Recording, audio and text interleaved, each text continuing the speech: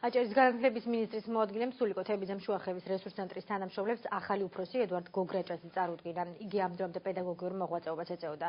იყო სოფელ წყაროთის საჯარო სკოლის დირექტორი და მუშაობდა ხიჭაურის წმინდა გრიგოლ ხანძთელის სკოლაში.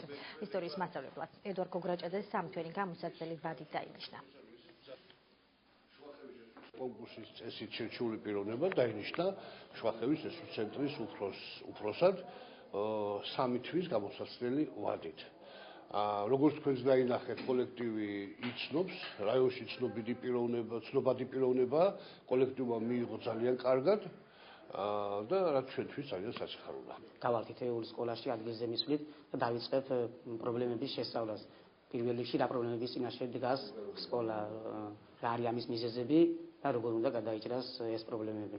გავწერთ სტრატეგიულ გეგმას და ამ გეგმის შესაბამისად ვიმოქმედებთ, რათა სწავლების ხარისხი გაუმჯობესდეს. პრიორიტეტი ჩვენი მუშაობისა პირველ რიგში იქნება სწავლების ხარისხის გაუმჯობესება. ურთიერთობებში და კომუნიკაბელობაში ალბათ არ გვექნება პრობლემები თანამშრომლობის მხრივ, არც საქმიანობის მხრივ, იმიტომ რომ განათლების სისტემას კარგად იცნობს, იცის რა პრობლემები დგას სკოლებში, იცის რა პრობლემები და რა პრიორიტეტები არის საჭირო რომ დაისახოს და ჩვენ ერთად დარწმუნებული ვარ, რომ შევუდგებით საქმიანობას და ძალიან შედეგიანიც იქნება ჩვენი საქმიანობა.